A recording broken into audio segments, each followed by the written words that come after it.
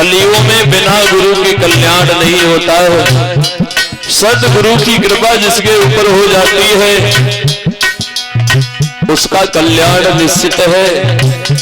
इसलिए हर इंसान को गुरु बना लेना चाहिए, क्योंकि गुरुओं की महिमा बड़ी विलक्षण हुआ करती है। जिन गुरुओं की कृपा से व्यास आसन प्राप्त हुआ मुझे, उन गुरुदेव का बड़ा असीम प्यार, असीम अनुकंपा रही मेरे ऊपर। और मैं ये चाहता हूं कि आप सभी लोग भी सदगुरु जरूर बनाएं। और इसी बीच में ये 101 रुपए का हार हमारे गले तक भिजवाया है परम सम्मानित कृष्ण कुमार यादव राजवीर मामा जी, जो नौगटा वाले हैं, उनके दामाद जी हैं। कृष्ण कुमार यादव राजवीर मामा जी के दामाद जी हैं, नौगटा वाले। उनकी तरफ से 101 रुपए का हार हमारे गले में एक एक टिफिन कलश वाली कन्याओं के सम्मान के लिए लेकर के आए हैं। कलश वाली बेटियां खड़ी हो जाए। इसलिए गुरु के पार लगाई देव मेरी नाल भमर में अटकी, गुरु के पार लगाई ओ मेरी नाल भमर में अटकी।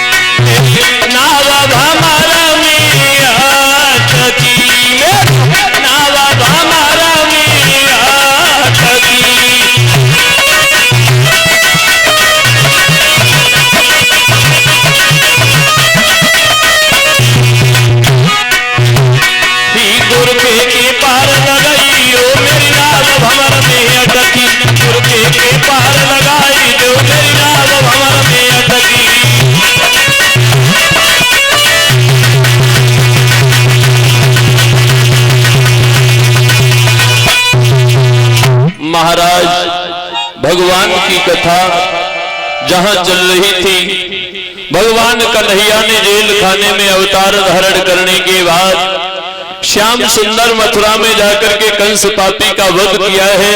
और वध करने के बाद भगवान श्याम सुंदर मथुरा में जब रहने लगे हैं, गुरु सांदीपन वाली कथा हो गई।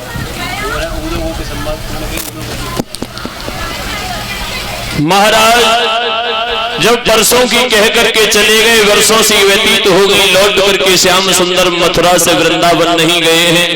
ऊधों को भेजा है उन गोपियों को ब्रह्म ज्ञान देने के लिए, लेकिन उन गोपियों के आगे ऊधों का ज्ञान नहीं टिक पाया।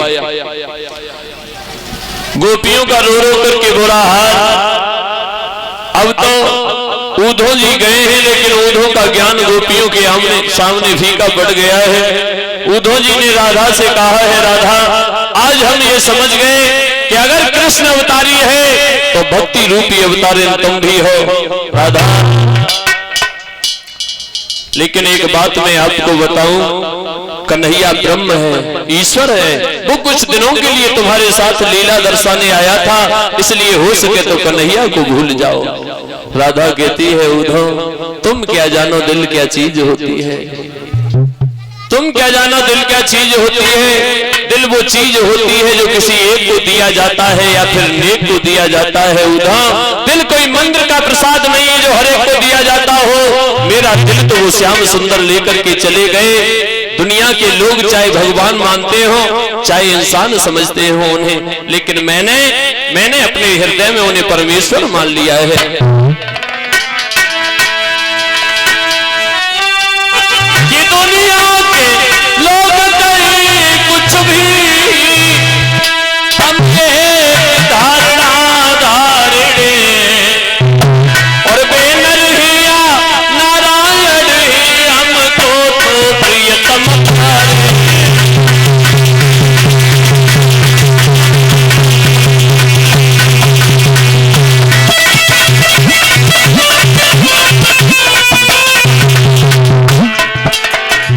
के लोग चाहे इंसान समझते हो चाहे भगवान समझते हो, लेकिन मैंने तो अपना परमेश्वर उस कन्हैया को माना है। एक बात जाकर के उस श्याम सुंदर से जरूर कहना, उद्धव क्या सुनो।